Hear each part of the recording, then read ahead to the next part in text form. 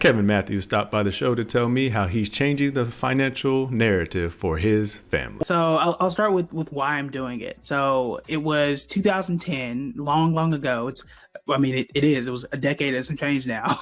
So decades ago, I had an internship in New York. So it was my first time going to New York. I lived up there for 3 months for this internship, which is interesting because I ended up living in New York for like years later, which I never thought was going to happen. But aside from that, had a Wall Street internship. And when I tell you I was the worst intern in the world, I was terrible. But it was not all my fault. They didn't like really explain why it was there, what the stock market was, and like what are you doing and why is this important. It wasn't until like the second to last day, and they had this like website and tool we could use that told you like if you had invested X amount, you get to have this, or you would have had this much money. So being curious and a bored intern, I found out that my parents had only invested about $83 a month from the time I was born to the time I did that in 2010, that I would have had $810,000. $810,000 is the amount I could have had if my parents had only invested about $83 a month in Apple, and that was it. And at that point, I was shook. I'm like, wait a minute. Wait, this is what investing is? Why haven't you told me about this? What happened? Like, what do I do now with this information? At that point, I wanted to make sure that my kids never had to ask that question: is what if? What if dad had went back in time and invested in this thing? How differently would my life have been had I had that type of money at this age? And that's what inspired me. I said, whenever I have kids, which at that point I was like, this will never happen, right? But whenever I have kids, I wanted to make sure they didn't have to have those types of questions or ever have that type of moment. So for both my son and my daughter, he's 3 now. She'll be a year next month. Both have investment accounts, both invest in Apple as well as other things. Because I don't want them to ever have to have that moment. And thankfully now there's so many more apps and options and opportunities that exist today that didn't exist then. Like, I don't even think my parents could have invested in Apple based on the way the stock market was back then. Like, you had to have an advisor. There were no apps back then. You had to like call some shady guy on the phone to make that happen. So I'm really glad that the world has changed since then. There aren't, those fees and stuff they would have had to pay. So I had the opportunity to do it, and I just wanted to make sure that I was able to do that for my kids, so I have way more options when they're my age. I'm at that, and I'm trying to resist it, man. I'm at that back in my day stage because I paid off $30,000 in debt with an Excel spreadsheet.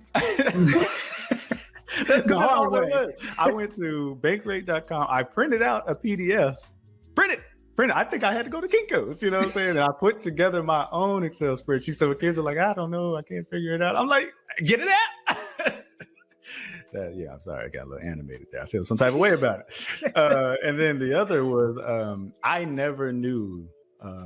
So I went to school at 19, I think I was, graduated at 22. I never knew how much my parents made, ever. It was just not a topic of discussion. Our money is our money. Don't worry about that. Get out my face. I was like, and they always made it seem like we was broke. And it was weird. I didn't realize, we were like, doing well. We were like, I guess, middle class, maybe upper to middle class towards the end, by the time I'm going to college, I should say. And I should have known, because every time I date, girls would be like, where are we going? We're going to the other side of town? They're like, where are you taking me? I'm like, I'm going home, right? The burbs, Like, I grew up in the gritty streets of the burbs. And so I finally had to fill out the FAFSA. And to your point, they didn't know how to do it. This is the only reason I found out. And I had to figure out, I was like, hey, I need your pay stubs. And when I saw how much my parents made, like, it was a fight. I was like, all my life I had to fight and grind. Y'all didn't get me that car when I was 16. Like, you were asking me for McDonald's money. You had it. I got my first job at 16, man. I remember I was so mad because they were like, if you want a car, you can get your own job. Now I went out 15 and a half. I had my resume filled out. I was like, I'm getting my money. I'm getting this car. So anyway, like, I know the struggle. The struggle's real. And I feel it even more in my old geriatric millennial bones. I had to get that out there. I'm sorry. These kids don't know how easy they got it. But to your point, let me plug this 2-part question. Crypto investors, genius or insane? So you have a tweet that says the problem with Elon Musk, Mark Cuban, and Dogecoin hashtag is that it provides a false sense of legitimacy. Don't forget, these are billionaires when Doge eventually crashes. And you say and it will. They will be fine. And it did. You dropped this in February 2021. So I'm going to get your credit out there, man, because I like when people predict correctly. So do you still feel that way? Crypto investors, genius, are insane. Yeah, I mean, so there's a legitimate case for crypto, and that's fine. But when it comes to, these joke coins or these meme coins that people just hop on just for the sake of hopping on because a billionaire said it, you got to be careful about that stuff. Like Elon Musk got up on SNL and admitted that it was trash, right? So didn't it drop like 20% the next day? Right, and it's been falling ever since that day, and has not really recovered since. But you have people who weren't billionaires that didn't necessarily have all the basics of investing covered that were jumping into it. So hey, look, I haven't paid my student loans. Let me put 5,000-6,000 in this thing and hope it does something, right? Some people got lucky. People who were in very early, they got lucky, they got out. But the majority of people, once it starts to become, local news, when you start seeing a local news segment, it's probably too late, right? So that's what people did, and they lost, and now they're sitting around holding the bag, trying to figure out when the next wave is going to come.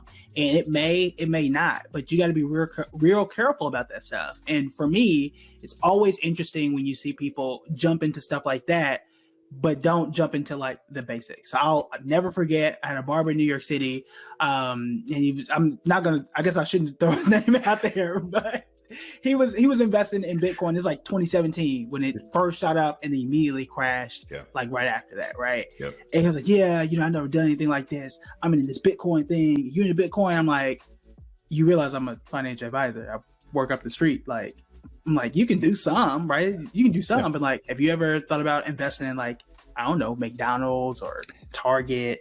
He's like, no, man, it's too risky. I'm like, what? I'm like, how is Bitcoin not risky? Right.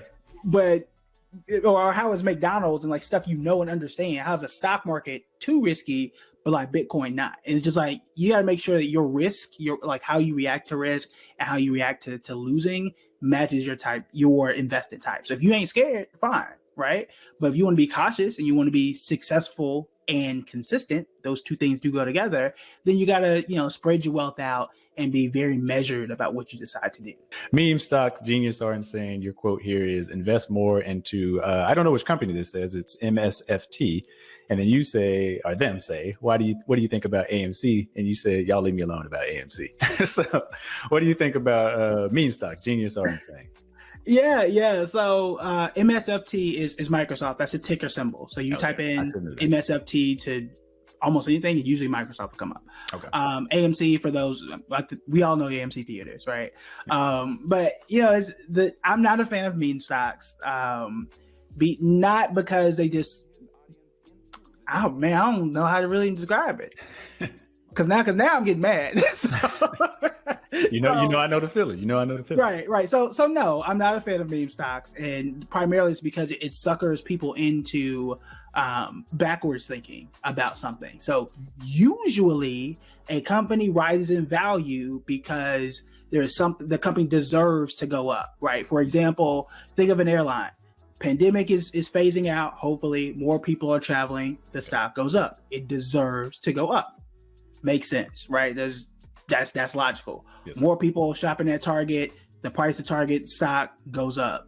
That's logical, right? But in meme stocks and meme investments, it's backwards, where the stock starts to shoot up for no real apparent reason, and people just doing it and just jumping into it because it's a game, and you start to make up reasons behind the fact as to why it's going up, but it doesn't make sense. So like at the time, AMC had been falling for years. Like people had stopped going to the movies as much, and I will tell you right now, you're gonna see stuff like Black Widow and a few other big holiday movies and stuff, but people are not ever going to go to the theaters at the same rate as they used to.